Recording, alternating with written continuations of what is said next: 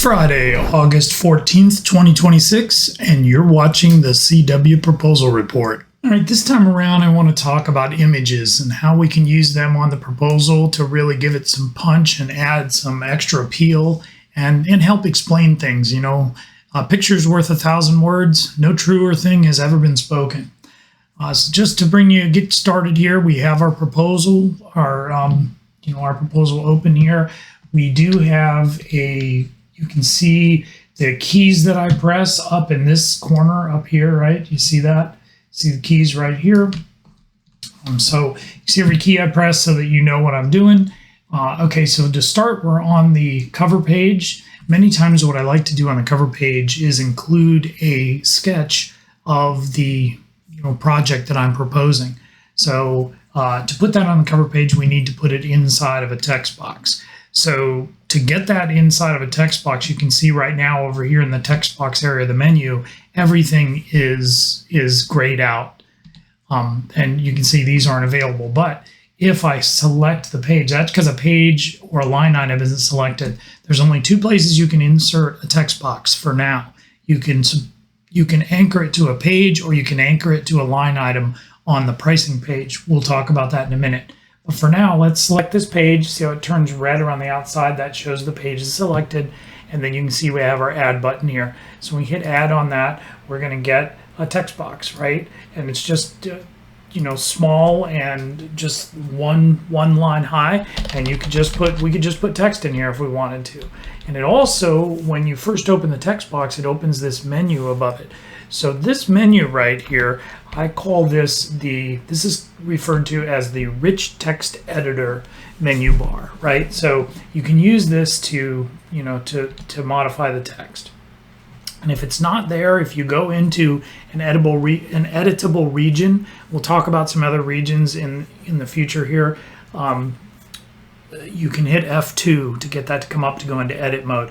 But in a text box, if you click on a text box, it should always pop up and show it to you. If it doesn't, just click off and click back in there and you'll see it. So like I said, we could put text in here, but the other big thing we can put in here is an image. Now, under proposal images here, I've already uploaded my sketch. The image we put inside the text box doesn't have to be something you uploaded. We'll look at that in a minute. It can be any image from anywhere, but it has to be on the internet somewhere. If it's on your hard drive or your local computer, you're going to have to upload it. And that's why we give you this proposal image button and this upload proposal images. You can upload them there. Once they're there, if you click on this view, right now I just have one image up there. And if I right click on that, I'm going to select copy image address from this right click menu. If I select that, I've got the image address of that. Now just to show you, if I open just a blank tab in my browser and I paste that image in there and hit enter, it's going to show me that image. That's that one I brought down. And this is a good way to preview it and see if the resolution is good and it's clean and crisp and something you want to include. But if we go back to our proposal, we click into our text box, we hit this button that shows the little landscape picture on it, and then we Control V to paste that image address in there. Boom, we got the image address, right? By default, when you open up text box, they're going to have a shadow, they're going to have an outline, and they're going to have a background. And the background for now, you can't choose the color, it's just yellow. So because this is an SVG file, this image is, and it has a transparent background, you can see the yellow through it. So the first thing we probably want to do is take that background off there so we can't see it. And then the shadow is going to make this look real muddy and stuff too, so we want to take that shadow off, and that cleans that up. The other thing we're going to do is size this to make it fit the page, or to make it bigger. Now these handles here, they tell you what it does when you hover the cursor over it. That's for move, this is for rotate, the little hand, and this is for sizing. Now, if you click off of the text box, as long as you're still in edit mode, those handles are still there, you just can't see them. See, the cursor still changes when I go over those corners, so it's still there. And that can help when you're trying to get things just right, and you don't want to see those handles. So anyway, we can stretch this out bigger, we can move it over here, stretch it bigger, and that may be what we want. The other thing if we click into this text box, the other thing by default is it has height auto. So if you look at this button over here, it's selected with height auto. That means that the text box will automatically size, the height of it will size to whatever you have in there. Now, so if we turn this off, I can drag this down, and you see we can make that text box actually bigger than the drawing, right? It's going to have this blank space at the bottom. So that's why leaving the outline on sometime is good, because you can see where it's at. You can see, without the background on, you can see that that's bigger. But if we turn on height auto for the text box, it's going to auto height it smaller, to fit what's there.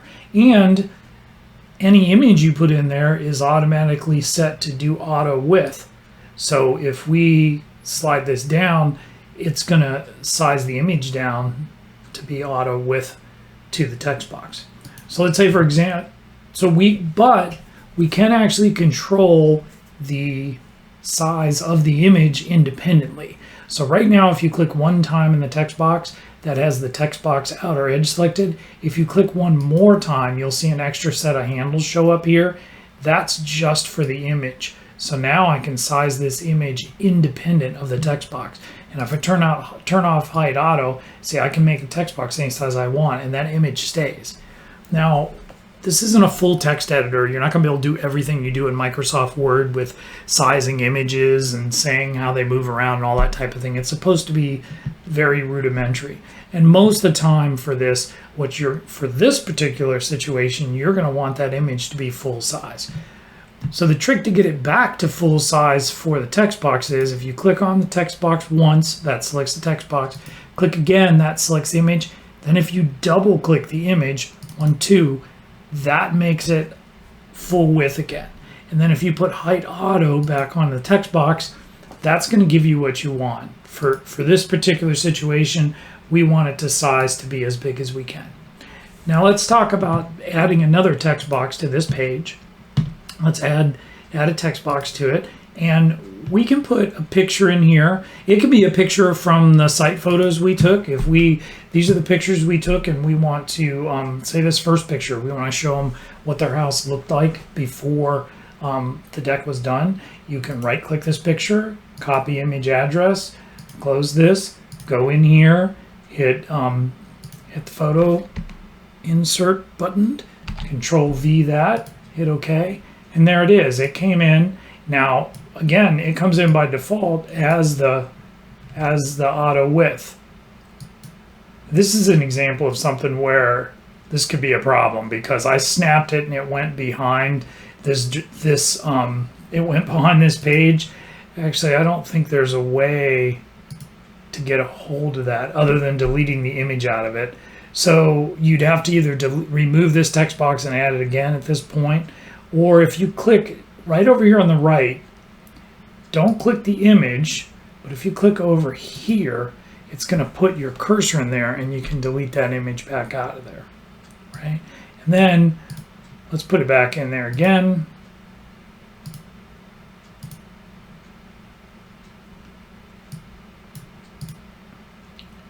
We want to, that's a default image there. I put that in by mistake. But if we insert this, Control V in the image we want, and there it is. So that maybe that's the site I have with it, but that's the size I have. But you could put this in there, and you could put a few pictures in here if you want, or you could just put a regular text box with text in here. There's a way to put a caption on this. If you click, don't click the image in the text box. If you click right on this little border, see the cursor, how it changes to that little, to the text editor type. If you do that and you hit enter, you should be able to get in here, hit enter and type caption, or let's say house B4. And then when you click off of that, it's going to resize that. And we have an extra line feed in there, but that'll resize that. So if you want to put captions on pictures, that's a good way to do them, And once you get comfortable with this, you'll be able to put a caption. And because that picture is still full height, you still should be able to resize this. So if you wanted to put a bunch of these up here, you could put a bunch of these pictures. Okay, and I said before that a text box can only go into a page or a line item. So, and that is true. If you want to put, let's say we want to put a picture of railings through, in this, or footings. Let's say we want to put a picture of a footing here. We could go into this, hit F2 to bring up our rich text editor, put an extra line on there, and then we could look at, somewhere we'd find a picture of a footing, and we can do that. See how fast we can find a footing in images on Google. Yeah, so let's say we want to say, okay, your footings are going to look like this. So we can right click on that, say, copy image address, go back here, we can again head F2, image, control V it in, and say okay, and boom, there's that image that we can have in there as part of, that line item. Now we can control that. We can click on that image, and we can make it smaller if we don't want it to be too big. Just kind of size this up how you like it, and then go bam. If you click off it, it still has that sizing box there. But if you click off it, you'll see what that looks like. And I type some more stuff on here. It's gonna push that down. It's still gonna be auto size, and because I put this in with the text, that'll make it so it'll still size if I add things or remove stuff from here, right? Because it's all part of this. And to auto size the line, if you grab this little handle here, you can make this line any height you want. If you double click on this little handle, it'll auto size it again to what's there. Now, the other way we talked about, let's say we wanted to add a text box here. If you select the line item by clicking on the number on the line number here, and then hit add for text box, it's going to put a text box in here, but that text box is anchored in this line item. So if we pull this back up here, and let's say we go on here and we add a bunch of blank line items. You see how that moves, that thing stays anchored to this line item, right? Here's another trick, by the way, if you want to delete a bunch, like I just added these 7 lines and I want to get rid of them. If you click on the line number, hold down Shift, click on the last one, see how it highlighted them all, and then you say remove line item, bam, it took care of them all at the same time. But once again here, if, my advice is you bring this up a little bit higher before you put the picture in it so nothing crazy happens. But we can put the picture in, we'll put that same picture in of the footing, and now we can put this in here. Now there's a difference between these. One, I can overlap this. I have more control of where I put this. I can put different borders on it, that type of thing. But you're going to have to set the size of the line to accommodate that. So for example, if I come in here now and I put more, more stuff on here and even a longer line, it's going to go over top of that, right? So then you'd need to size this back. Remember, these handles are still here. Pull this out where you like it and then put that back. But that'll all be saved correctly. Again, this image is in with this text, so you would just put your cursor to the right of it, hit backspace, and you could get rid of all that, and you can get rid of everything here that we don't want for this. Put this back up where I like it, where I like how it looks, and then size it to be correct. Again, if you auto size this now, the text box are floating. So if we auto size this, it's going to auto size to the text, and that's not what you want. You don't want it to look like that. So you want to drag this down, have it like that. And then, this has lines around it and stuff because we're in there editing right now, but that's what the client will see it look like right there. And, maybe you want it to not have the background or the, or the shadow or the outline or something. Maybe you want to have the shadow and not the outline, have it look like that. Right? Now, it's also important to know that this photo and these are very different. And you can tell because I just clicked on it. These photos are from, because this line item has photos associated with it, which also the footing does. If we click on this, this has got photos associated with, there's 8 of them here, right? If I select this line and I hit thumbnail line item, and I can tell it to do as many as I want. I know there's 8 of them in there, but let's say I say go ahead and do the first 10. There's not going to be 10, there's not going to be 8, but if I hit OK, it's going to put those line items all on here, right? And it's even got a little scroller for me to see it. And that's how the client's going to see it. But once again, this text box is floating here. So we might, you know, if we're going to show all of this, we probably want to make this a little bit bigger and bring this down so it fits in the line item. Of course, you want to use this sparingly, right? You get too many pictures can just cause confusion, you know, but some is good, too many, maybe not enough. And if you click on this and take the thumbnail view back away, those will be gone. And you know, you can put this in here. Another thing to watch when you're picking photos from somewhere, like let's say, you know, I take a lot of them off the Trek site. Say we take these off the Trek site and we want to look at, you know, the decking collections. And let's say I want to put a color of Enhance. I wanted to show them. By the way, Enhance has 10 colors. They have the most colors of all the Trek's lines. What you probably don't want to do is you don't want to copy from, let's say you want to show them Foggy Wharf.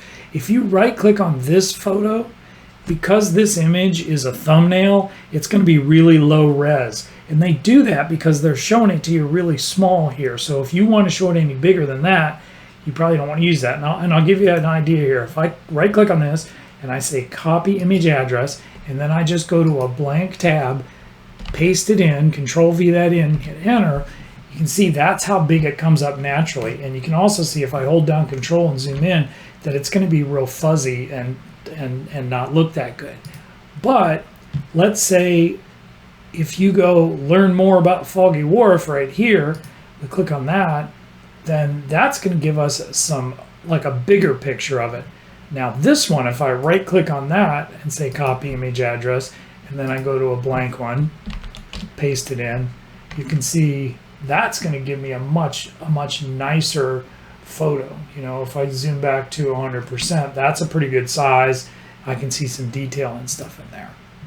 So if I put that in here, let's say I put it into, you know, we put a text box in here, and then we control V that in, you know, that's going to give me, you know, a good look at that. And, you know, I want to say, what was it called? Foggy Wharf.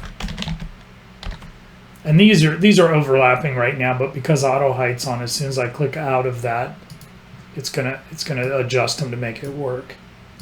So if this is a real quick way to put a pictures, like say you wanted to show them what that color looked like, or if you wanted to put that text box down here in the line items, you could do that as well. So, and also something I like to do with the drawing, because I don't want to, I went over this in a previous video.